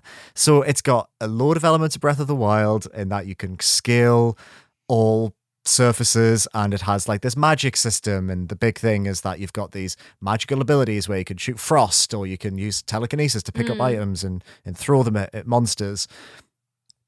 And it's also very Monster Hunter, so you go into these, they're not open world, they're like small areas, and there's normally one enormous monster and then a bunch of smaller ones, and you can collect crafting materials and you can make new equipment. It's got that same Monster Hunter loop, as it were, where you're killing things to get better equipment. But the problem is just none of it really worked, which is something I'm not, thrilled to report. But the magic system is a bit loose. The controls in general I thought were really floaty, and I found the combat really difficult. And Monster Hunter has floaty combat. Like, I love Monster Hunter, but I think everyone who's played Monster Hunter will agree that that game does not feel good to play. Really? That's kind of part of the magic of Monster Hunter. It's like a bit slow and cumbersome, but this doesn't really have that same... It's hard to explain, like, that certain je ne sais quoi doesn't quite get. Like, it just feels a bit loose and a bit floaty. And the magic system is cool in theory, but one of your starter spells, you just, like, encase people in ice and, like, dogs and robots, basically, which is fun. Like, this idea that, I can, like, if it's a big monster, you can glue them to the floor using this ice ability. So they've got to try and get their foot off the ground, and then you can climb them Shadow of the Colossus style, which is very, very good. And you can, like, extract the strands from them and get new magic abilities. And it's just like, it's full of ideas that in theory I was like excited to play around with, but in practice they just weren't quite there enough. So it's a bit of a shame. It's interesting that it's gotten quite a lot of buzz this month, and it's gotten some good reviews as well. So I might be an outlier on this, and it's on Game Pass, so anyone can just go and try it if they want to. But it feels...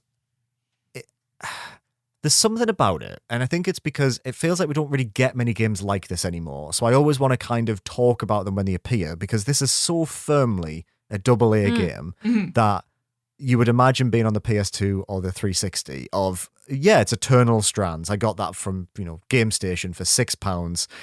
And I think the exciting thing about it is that these are the kind of games where a fresh team would make it as their first game, and then 5-6 years down the line, they've made something that feels way better, right? Like, you don't get Assassin's Creed 2 without the original Assassin's Creed, right? And I sort of feel like, I don't love the whole, like, the world of Eternal Strands is about as interesting as the name, but there's something here of like, okay, well, maybe you can have like a Monster Hunter-like game with a magic system, which is really fun. And what's nice as well is that, unlike a Monster Hunter where you have to get specific items to make new equipment, so I need this particular leather from this dinosaur, so I have to go and kill that dinosaur 30 times hoping that one specific thing will drop. This game lets you use any item as long as it's part of a specific category. You just get different stats for using it.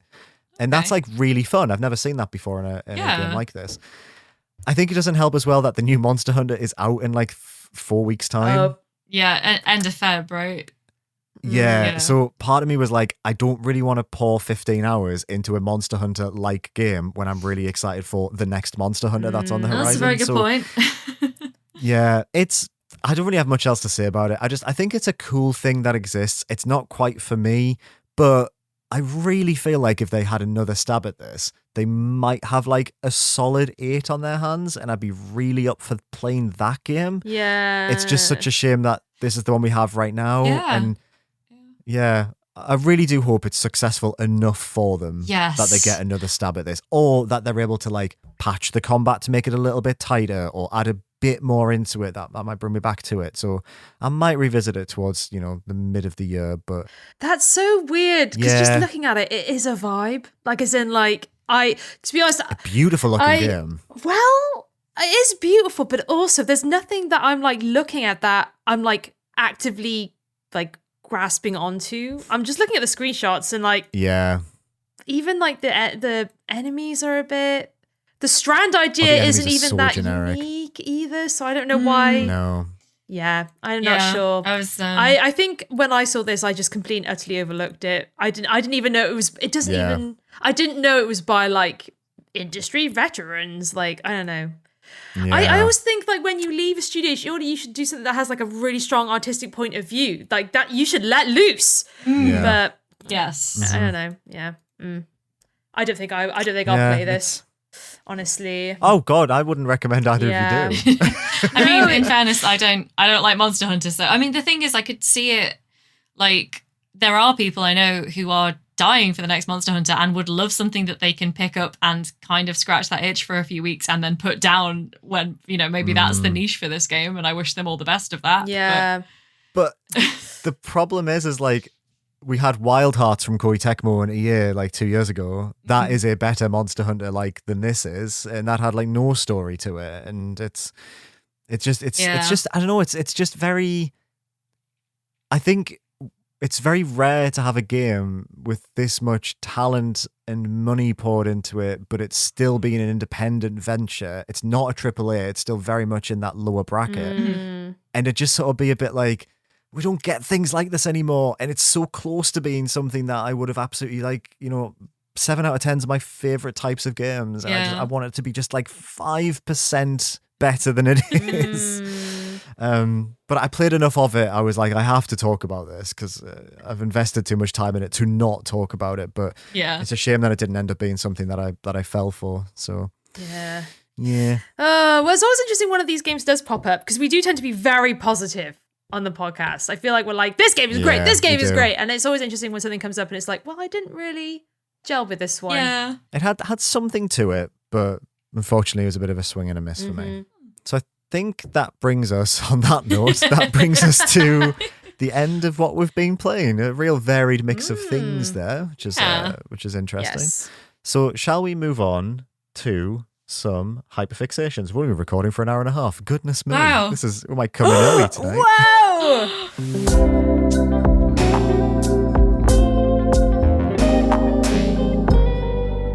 So, hyperfixations. Who would like to go first? I can go first. I think mine's probably going to be quite short. Go for it, girl. Yeah, go for it. I was getting very worried that I wasn't going to have one for this episode. Oh no, really? But then, fortunately, the fact that the house I've recently moved into is a 15-minute walk from a cheap cinema came in clutch and gave me something to talk about. Because I went to see, kind of on a whim, on a Tuesday night, because I can do that now. I went to see Presents, the new horror haunted house movie that's just come out. They got like a big. Heard of this? Oh, it's I think it was at Sundance it premiered, so it's only just come out. It's got Lucy Liu in it. Yes. But it's been it's more or less like shadow dropped from I mean, I don't know film as well as I know games, but it was like nothing. And then about a week ago, we saw a trailer and we're like, oh, that's about to come out, so we should go see that. And yeah, it's I almost described it as a horror film then, and I think that's not a fair categorization. It's more of a supernatural thriller. Ooh, And that distinction is important. It's also one of those where it's very hard to say almost anything about it without giving away the sort of like all of the trailers say it flips the haunted house genre on its head. Yeah. And we're like, is that true or is that a thing that trailers say?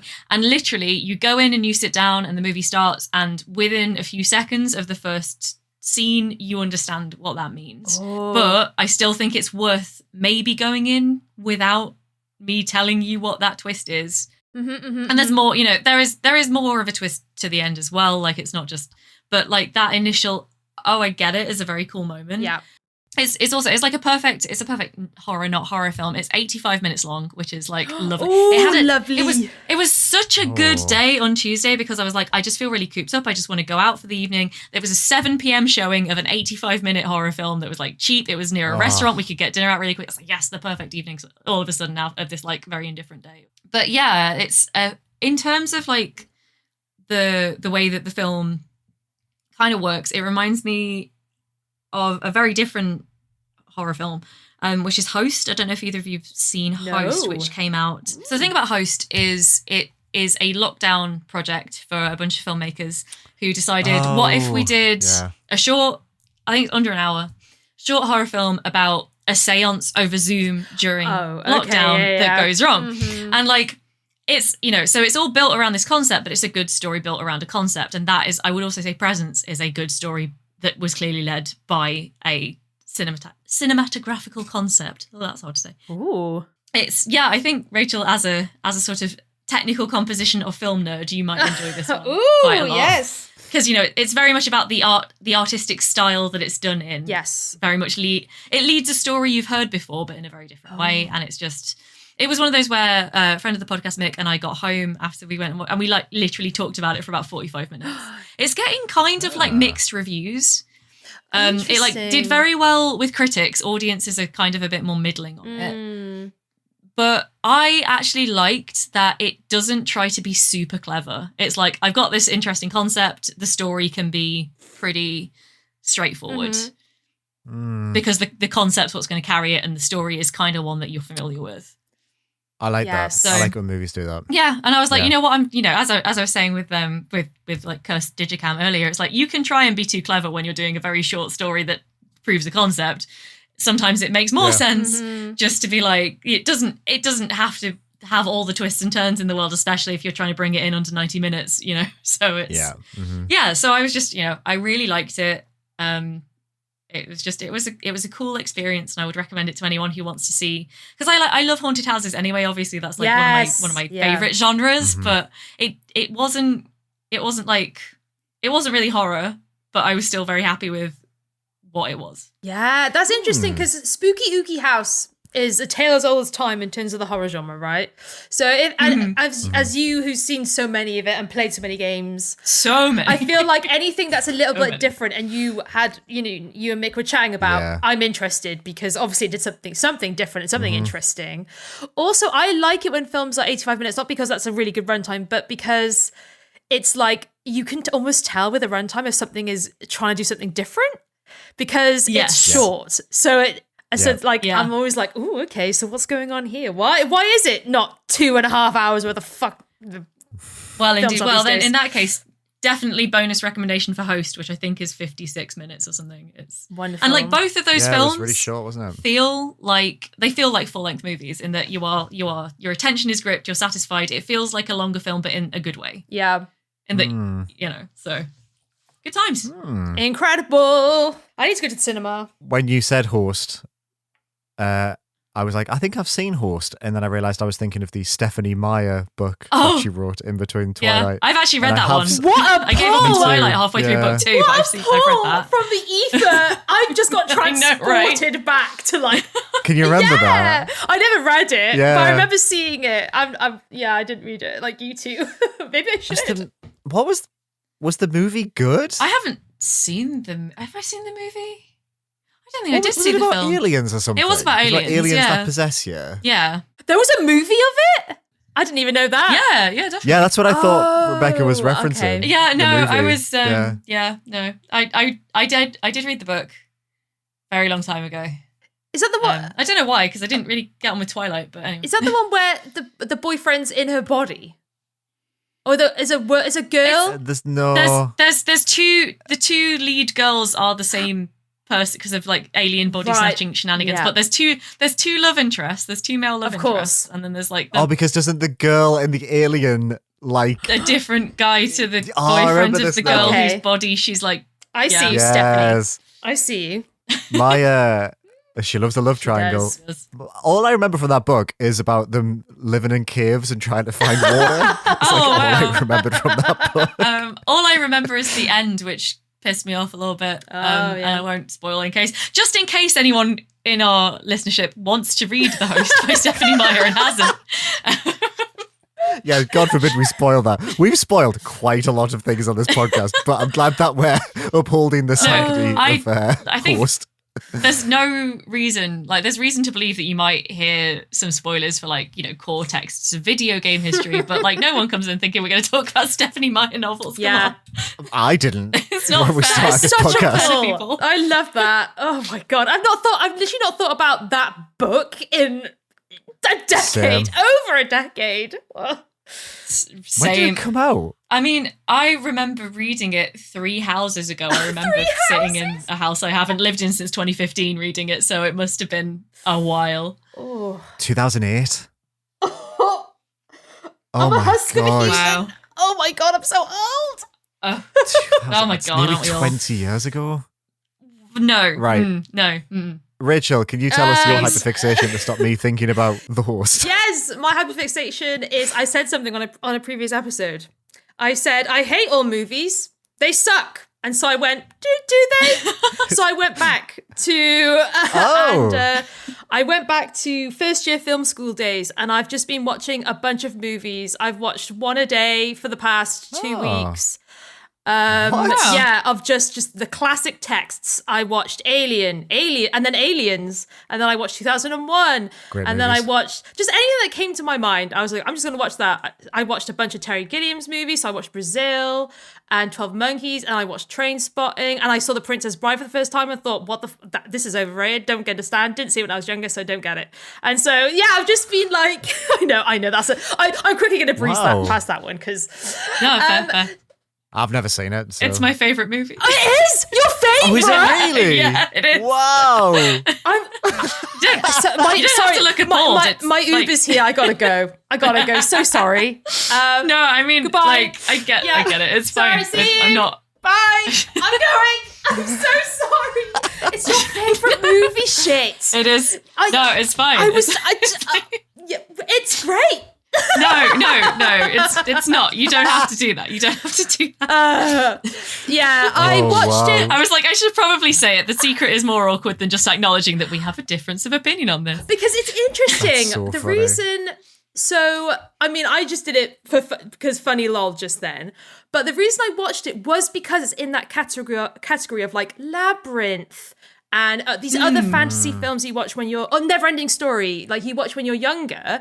And so people Yes. who watched it are like, this is the best fucking shit ever. But obviously I didn't see it. So I watched it as an adult and went, Yeah, that's completely Okay. valid. I watched it when I didn't see it till I was 19 or 20, but like with the benefit of hindsight, that is still quite a child. So Yeah. sure. So yeah, I've just been going through just any movie that I'm just like, you know what? Was it good? I don't remember. And then I rewatch it and I'm just having a really great time. So yeah, I've been doing one a day. So, some of them I've had to break up over 2 days though, because they are long movies. And yeah, I've just been having a really good time reconnecting with something that I really used to love. Like Yeah. when I was studying film, I really watched loads. I watched in the first year. I watched all of the IMDb top 250 because Wow. well, this is just Whoa. I went in first year being like, I haven't seen enough movies. I feel really insecure. I'm gonna watch all the movies, and just did it in the first year because I felt Right. so insecure that I hadn't seen that much. And so I think a lot of them I did. This is just part of my personality. I just breezed through them and I just consumed them. So yeah, I'm having a really good time revisiting movies, and it's great. And you know what? Maybe movies don't suck. Maybe. What a 180 after the last episode. That's very funny. I'd love to know what's the best thing you've Ooh. watched and what's the worst thing Right, you've let me watched. get my list. and you are completely allowed to say the worst thing is The Princess Bride if you want to. I promise. Let me I'm have a not- look. I'm not that bad a friend. So the worst thing I have watched was, you know what? I didn't like 12 Monkeys. That's the sci-fi one with Bruce Willis. Oh, yeah, I know really? 12 Monkeys. Yeah. I thought it was okay, but it's very dated in terms of like they're in an insane asylum, and I was just a bit like, I like the good twist point. at the Yeah. end, but it's not particularly, very 2025. It's my favorite movie. Is it? No. Could you imagine? I saw that thought cross your mind. I was looking at my phone. Did you see the way I led in? Yeah. But honestly, 2001 probably. 2001 is a beautiful movie, but 20-minute sequence of monkeys. I get why at the time everyone was going ape shit about it, but I think, it's a rite of passage to sit down and watch 2001 from beginning to end. And I did that already. And so I just got halfway through the movie and went, right, cool, Kubrick, I understand. Yeah. So I'm just going to, maybe skip a couple of the little 15-minute space bits.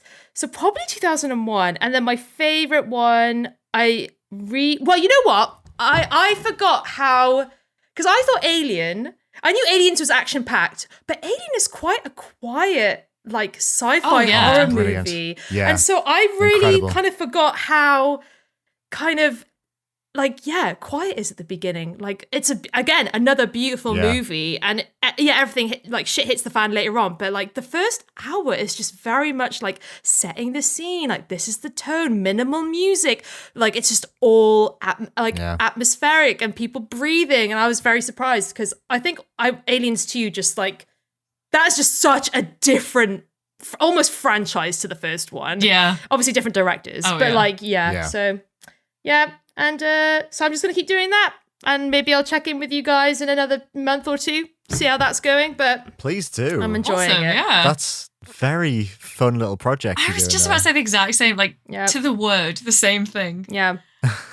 So Eternal Sunshine of the Spotless Mind, rewatched that, thought it was great. Banger. Fargo, banger. Hey, if it helps, Eternal Sunshine, also one of my favourite movies. There we go. We can I was link gonna say back round. It's probably one of my favourites as well. Yeah. It's definitely in my top 5. I that do movie. love it. I love it. Birdman I saw again because I was like, I saw that movie so long ago. I'm going to rewatch it, and it was still pretty good. Oh, Loved that. I still Yeah? need to watch that. Yep. I nearly watched it over Christmas and then didn't get around to it. I remember it being really good. Yeah, I saw it at the cinema. at the time. Sunset Boulevard, the black and white old movie. Loved that. Thought that was good. So yeah, I'm doing all the genres all over. Whatever I just fancy. I think I love that. Yeah, the That's next so one, good. I really want to revisit like The Lobster again. I really like, what's his name? His movies. I think about that movie a lot. Right? The Lobster. I need to rewatch that. It's really stuck with me. What was the one he did recently? I haven't watched another one Banshees recently. in Inisherin? Oh, Was that the same guy? Or was it just Colin Farrell? Am I just thinking of Colin Farrell? maybe he did do Banshee. He did The Favourite. Oh, like yeah, The I am Favourite. getting The mixed up. Favourite's The Favourite was fucked up, good. but Yeah, what did he do? maybe he did do Banshees. No, my brain. Oh, this is the In Bruges person. I did get it mixed up because of Colin Colin Farrell. It is the In Bruges. It's the In Bruges person. The Lobster person did Killing of a Sacred Deer and Yes. Oh, he did Poor Things. yeah, he did. Emma Stone. I actually quite like that as Oh. well. Yeah. I've somehow missed all of this person's films. I clearly need to go and... They're wild. They are. I'd recommend The Lobster. It's maybe weirdly the easiest one to get. Or maybe The Favourite. The Favourite is so fucking good. Oh, I really want to see The Favourite and is. the recent one, the Emma Stone one that you just mentioned. Poor Things. Poor Things. Poor Things. The that's the one. Favourite taught me the term cunt struck, and I it's like one of my favourite fucking words now. I'm just like, goddamn. It's a good movie, that. It's a really good movie. Anyway, Yeah. I'd probably recommend The Favourite, The Lobster, and then Poor Things. I haven't seen Killing of a Sacred It's Deer. an uncomfortable. That one seems a bit too heavy for me. uncomfortable watch, but it's good. Yeah. It's like, So yeah, and hopefully over this time of watching loads of movies, I can remember all the directors because apparently just from that little snippet of how much we're going to keep in, I have no idea. I need to brush up on my directors. So yeah, I'm having fun there. It's a little project. You should do a Hideo Kojima style Twitter account where you write long reviews of movies you like, and then you just say watched X. Oh, and then the ones nothing. that you don't like. I think if I well, no, I've done that. I was literally gonna say if I announced to the world that I didn't like Princess Bride, I would get crucified, but I literally have done that. I think people will listen to me being like, didn't really like that, and will have the same reaction Rebecca did. Of being like, I think my reaction was just that I really liked it. I was trying not to say anything, but the bit went on for a while. so funny. Your favorite movie? God, fuck, jeez. I mean, I really walked into that one. In fairness, so I haven't done a thorough reassessment in a while of my favorite films. So, like, the rankings could change at the next audit. Yeah, I just thought it was going to be like a fun little. Yeah, I didn't like it. Thought it was a bit shit. But no, I just like quickly move on. Rebecca died a little inside. Yeah. No, really, it's like genuinely, I don't feel like other people not liking what I like is a problem. Yeah. It's funny because it's like, it's one of those things where it's difficult to raise. But you do feel so like funny. Yeah, you were waiting so patiently. Yeah. You were just sat so still. I wasn't so much waiting as I was like, do I say it? Do I just I'm so glad you did. present the counterpoint?